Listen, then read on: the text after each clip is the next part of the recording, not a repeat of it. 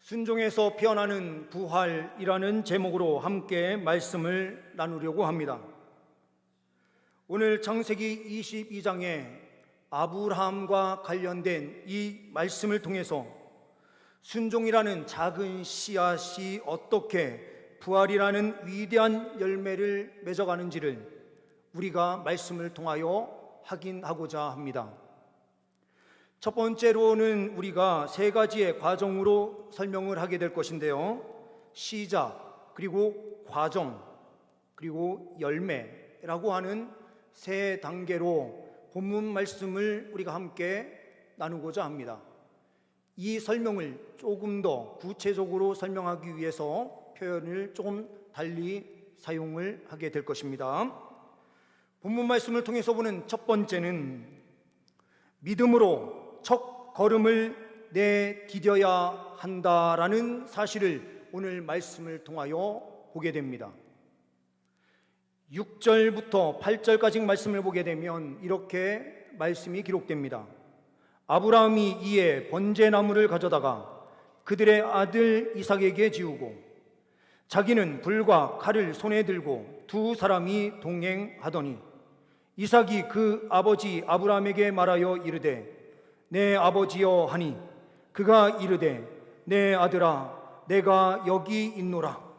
이삭이 이르되 불과 나무는 있거니와 번제할 어린 양은 어디 있나이까? 아브라함이 이르되 내 아들아 번제할 어린 양은 하나님이 자기를 위하여 친히 준비하시리라 하고 두 사람이 함께 나아가서 6절에 두 사람이 함께 동행을 합니다. 두 사람이 함께 나아갑니다. 우리가 함께 보지는 않았지만 2절 말씀을 보게 되면 하나님께서 아브라함에게 나타나셔서 모리아 산으로 갈 것에 대하여 말씀하세요. 4절에서는 이 모리아 산까지 3일 길을 걸어서 가게 됐는데 오늘 본문 말씀에 이 3일 길이 된 이 3일 날에 일어나서 그는 모리아 산을 고개 들어 바라보다가 아들과 함께 이제 올라가게 돼요. 성경은 이 아브라함과 이삭이 그리고 그의 종들이 함께 가게 되는데 그 가는 3일 길에 대한 내용이 전혀 기록되지 않습니다. 3일 길이면 출발해서 최소한 이틀은 자야 되는데 이 과정이 생략되어 있어요. 근데 왜 이 이야기가 기록되지 않았을까요? 우리도 자녀를 낳고 자녀를 키우면서 알죠. 우리 자녀들 얼마나 우리가 사랑합니까? 근데 그 자녀를요 하나님께서 이렇게 말씀하시는 겁니다. 모리아산에 가서 이 아들을 하나님께 바쳐드려라. 이 아이를 모리아산에서 죽여서 하나님께 번제로 드려야 돼요. 그러면 이 3일 길이 어떠할까요? 이 3일 길은요 이삭은 뭐라 이야기하고 많은 것을 이야기할지 몰라도 아브라함은요 그 3일 길을 가는 동안 이 자녀한테 아무 소리도 못한 것이 아닐까. 그러니 기록 내용이 없죠. 그 과정에서 얼마나 피눈물을 흘리며 그 자리로 나아가고 있을까요? 그러니 성경에도 이 부분이 생략되어 있어요.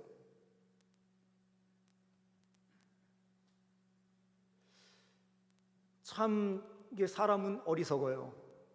특히 자녀는 참 어리석어요. 아버지의 사랑을 언제 깨닫게 되느냐? 제가 보니까요, 아버지가 돌아가신 다음에 깨닫더라고요. 참, 아버지께서 보여주신 그 사랑, 그 얼굴 표정, 늘 인자하게 웃으시면서 대하셨던 그 모습이 참, 살아생전에는 그 웃음 안에서도요, 뭔가 안타까움이 있어서 그런지 몰라도요, 자식이 부모님을 볼 때에는 그냥 뭔가 마음이 아픈 거예요. 그러니까 자꾸 쓸데없는 이야기를 하게 되는 것 같아요. 자식은 아버지를 통해서요, 하나님의 사랑이 어떤 건지를 서서히 깨달아가고요, 우리는 자녀를 낳고 자녀를 키우면서요, 또 그 안에서 하나님의 심정, 그리고 자라면서 우리의 연약함을 통하여 아들의 심정을 또한 깨달아 가고 있는 거예요. 하나님께서 이것을 온전하게 깨닫게 하시는 거죠. 그러면서 오늘 메시지를 주시는 거예요. 이 아브라함의 심정이 하나님 아버지의 심정이다. 주님께서요, 언제부터 구원 사역을 준비하셨나요? 영원 전부터 준비하셨다라고 말씀하시고요, 아담과 하와가 범죄를 저지르고 하나님께서는요, 그 범죄를 저지른 그 자리에서 주님께서는 약속을 주세요. 한 아들을 보내셔서 그 아들을 통하여 구원하시겠다라고 하는 약속을 주시는 거거든요. 여자에게 태어난 그 아들이라는 표현이 나오지만 이 아들은 바로 예수 그리스도, 하나님의 외아들이신 예수님을 뜻하는 것이죠. 그리고요, 이후에 드려지는 모든 제사들, 그 제사를 통해서요, 하나님께서는요, 그 자리에 예수가 있어야 된다는 것을 항상 보신 거예요. 우리는요, 제사를 드리는 그 자리가요, 우리의 제사함을 받는 자리니 기쁨과 영광이 있는 자리지만, 하나님께서는요, 우리의 죄를 사하시면서도 그 자리에 자신의 외아들이신 예수가 그 자리에 있어야 된다는 것을 늘 보신 거예요. 이것이 하나님 아버지의 마음이에요.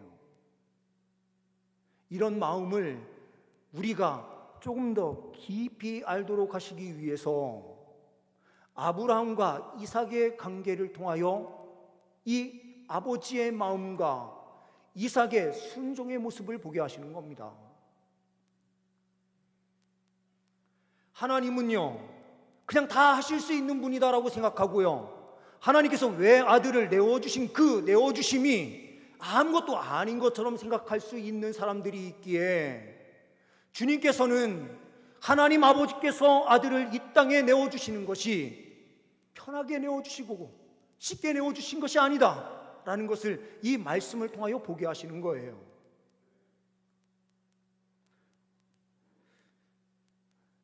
우리는요, 그 첫 출발을 하나님께서 시작하셨고, 하나님께서 은혜 가운데 우리에게 넘치는 은혜로 함께 하셨다는 사실을 절대로 잊어서는 안 됩니다.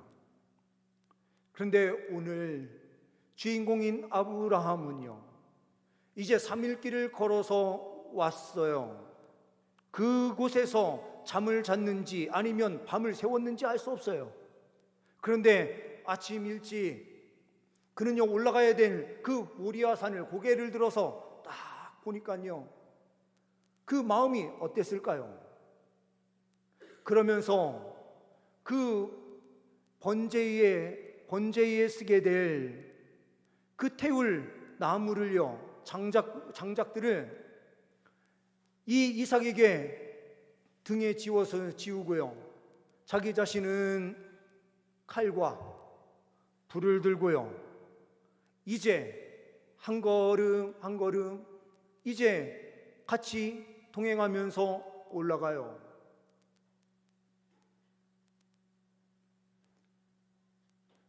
다른 날 처음 출발할 때와 이제 3일 된 이 시간에 자녀에게요, 이 장작더미를 짊어지게 한 다음에 한 걸음 출발하는 게 얼마나 힘든 일인지 우리는 잘 알아요. 오늘이요, 이 발 떼는 순간 자녀는 죽는 자리로 들어가는 거예요. 그런데 아브라함은 이 자리에서 순종하며 나아가요. 이것은 믿음의 순종의 첫 발걸음이었어요. 믿음은 머리에 있는 관념이 아니라 믿음은 한 발자국 내디디며 하나님 말씀 앞에 순종하면서 나아가는 그 첫 걸음부터가 믿음의 시작입니다. 하나님께서 우리에게 요구하시는 것은 무엇입니까? 바로 믿음의 그 첫 걸음을 떼기를 원하시는 거예요. 미국의 유명한 복음주의 설교자였던 조지 뮬러, 이 조지 뮬러가요, 주님 앞에 엎드려 기도하는데 하나님께서 마음을 주시는 겁니다. 고아원을 세워라. 그런데요, 이 조지 뮬러는 자기가 봤을 때 고아원을 세워서 일할 만큼 그런 능력이 없어요. 아이들을 어떻게 먹여 살려요? 그랬는데 그렇게 고아원을 세우니 아이들이 막 몰려와서요, 이미 100명 넘는 아이들이 와서 그 고아원이 시작이 되는데요, 아침에 아이들한테 뭔가 먹이려고 그러는데 먹일 게 아무것도 없어요. 그때 이게 조지 뮬러가 하나님 앞에 엎드려서 기도해요. 그랬더니요, 그 지역에 살고 있었던 제빵집의 사장이 마음의 감동이 그날따라 갑자기 생겨가지고요, 팔 것만 만드는 게 아니라 이 고아원에 좀 갖다 줘야 되겠다라는 마음이 생겨서 더 많은 양을 만들어가지고 가서 기부를 해요. 빵은 왔는데 같이 먹을 좀 우유가 있었으면 좋겠다, 이 생각을 하고 있는데요, 그날따라 또 앞에 지나가던 우유 배달 마차가 있는데요, 마차가 그때 갑자기 고장이 나면서요, 거기에서 갑자기 팍 주저앉는 거예요. 그러니 이 우유를 빨리 배달해야 되는데 가지 못하니 어떡합니까?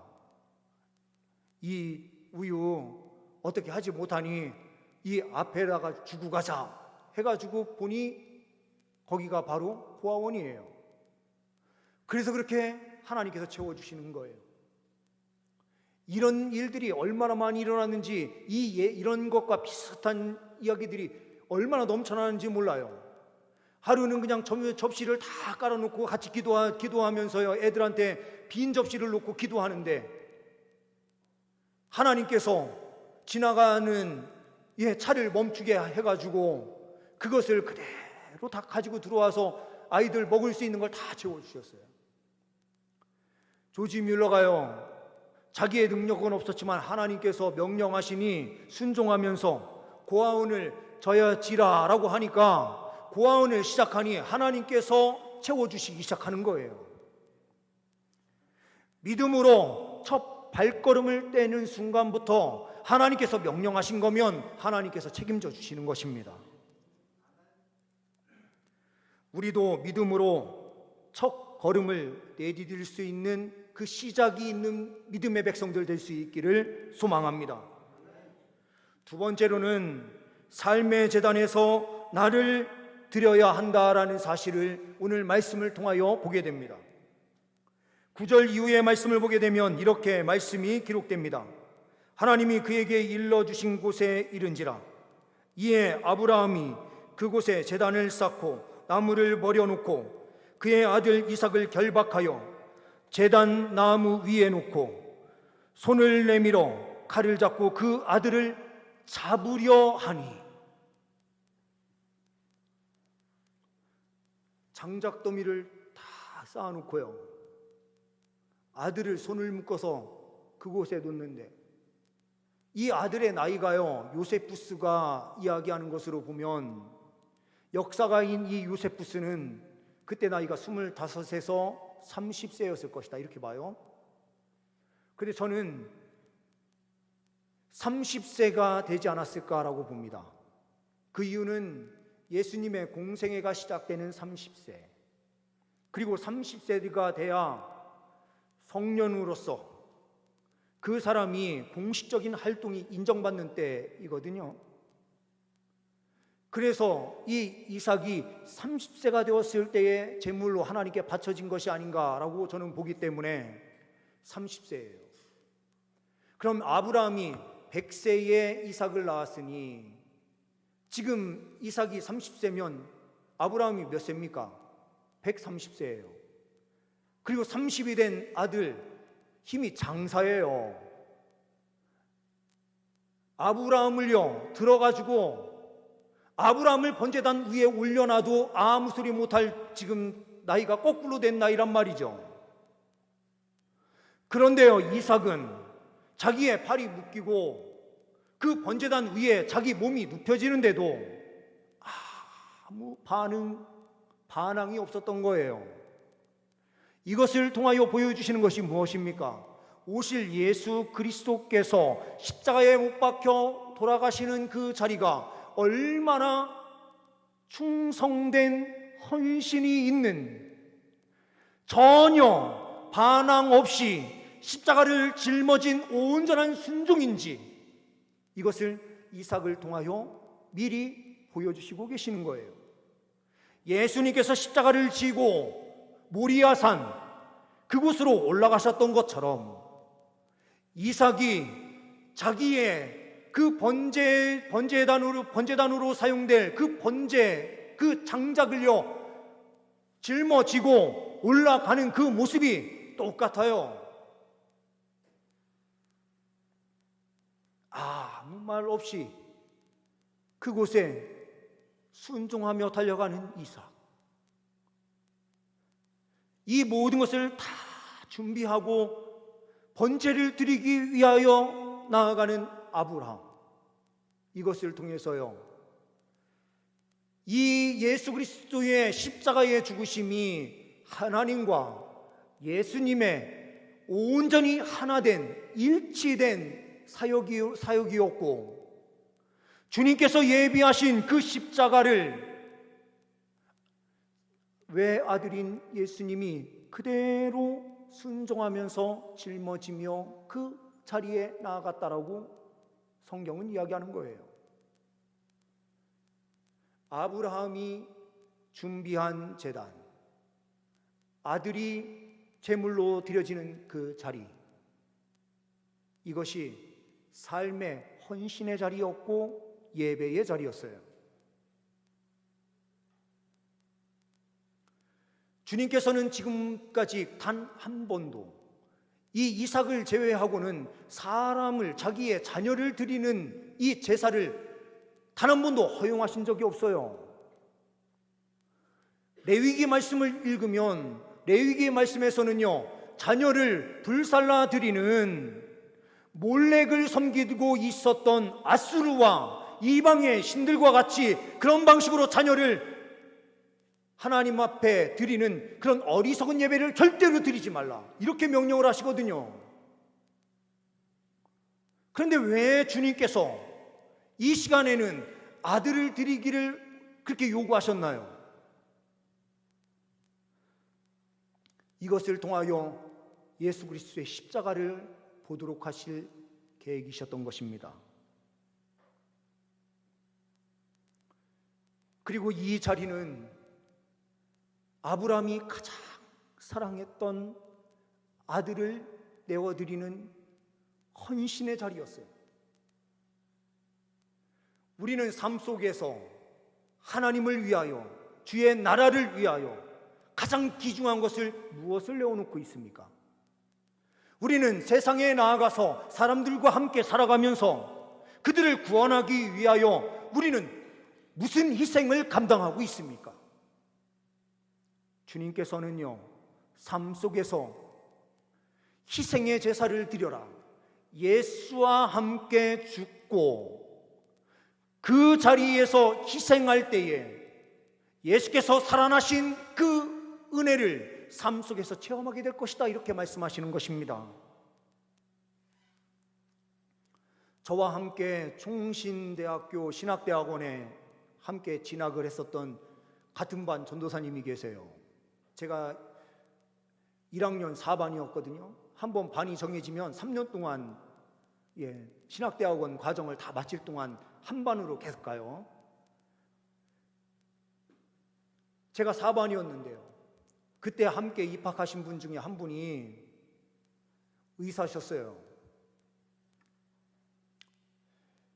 근데 그분의 성함도 제가 기억을 못합니다. 왜 그러냐면 한 학기만 계시다가 2학기 때 돼서 갑자기 자퇴하고 안 보이셨기 때문에 그래요. 이분이 저 경상도 지역에서 병원을 운영을 이제 시작하셨는데 하나님 앞에 엎드려서 기도하면서 시작을 했어요. 주님, 이 병원을 통해서 복음을 전하겠습니다. 이렇게 한 거 했죠. 하나님 나라를 위해서 일하겠습니다 하면서요, 같이 모인 사람들이 다 기독교인이었어요.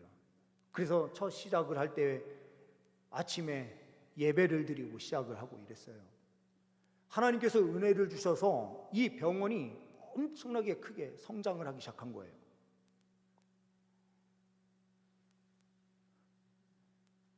그런데 이 병원이 커지면 커질수록요,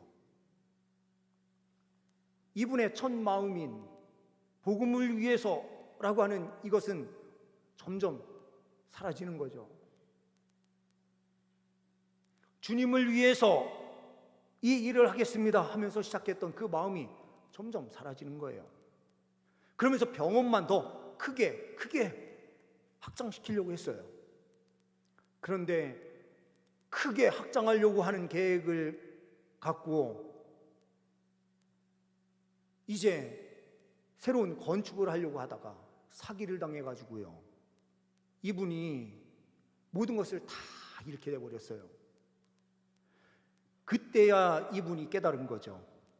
주님께서 주신 사명, 그것을요 다시 붙잡고 총신대학교 신학대학원에 들어오신 거예요. 한 학기 공부하다가 이분이요, 연세가 좀 있으니까 자기가 졸업까지 하고 목사 안수까지 받으려면 시간이 최소한 5년 이상이 필요한데 이 5년 지나가면 너무 안 되겠다, 이런 생각을 가지셨는지 1학기 다니신 다음에 자퇴하시고 중국 쪽으로 넘어가신 거예요. 그래서 북한 선교를 의료 선교사로서 자기가 가겠다 하는 목표를 가지고 가셨다는 이야기만 들었어요. 우리가요 이렇게 살 때가 많거든요. 하나님 나라를 위해서 살겠습니다 막 해놨는데 병원이 잘 되고 우리의 삶이요 윤택해지니까 주님의 나라를 위하여, 주님을 위하여 살겠다라고 하는 마음은 온데간데 없고요, 그 목표의식이 다 사라지고요, 우리는 우리 것만 챙기면서 살아가는 이 모습으로 바뀌게 되는 거죠. 주님께서 우리에게 요구하시는 것은 무엇입니까? 주님 나라를 위해서 헌신하는 삶을 살라라는 거예요. 세상 속에 나아가서요, 사람들하고, 세상에 있는 사람들하고 똑같은 방식으로 살지 말고 그곳에서 너의 번제단을 삼고 그곳에서 희생하는 죽는 자리로 삼아라. 그곳을 살리는 복음의 일꾼으로 그 자리에서 온전한 예배자로 그렇게 살아가야 된다라고 우리에게 말씀하시는 거예요. 아브라함과 이삭은요, 주님께서 말씀하신 대로 순종하면서 나아가서 삶의 자리에서요 온전한 예배를 통하여 주님께 영광 올려 드린 것입니다. 세 번째로는 하나님이 준비하신 은혜를 경험하게 하십니다. 13절 말씀을 보게 되면 아브라함이 눈을 들어 살펴본즉 한 순양이 뒤에 있는데 뿔이 숯불에 걸려 있는지라. 아브라함이 가서 그 순양을 가져다가 아들을 대신하여 번제로 드렸더라. 아브라함이 그 땅 이름을 여호와 이레라 하였으므로 오늘날까지 사람들이 이르기를 여호와의 산에서 준비되리라 하더라. 여호와 이레를요, 다른 말로 표현하면 뭘로 표현할 수 있느냐? 여호와께서 준비하신 것이 무엇입니까? 생명이었어요. 그러니 여호와께서 준비하신 것은 부활이었습니다. 8절 말씀을 다시 돌아가서 말씀을 보면 하나님이 자기를 위하여 친히 준비할 것이다. 아브라함이요, 아들한테 하나님께서 친히 준비하실 거야, 이렇게 이야기를 했잖아요. 이렇게 이야기를 한 그 말이 그대로 응답이 됐어요. 여호와 이레로요.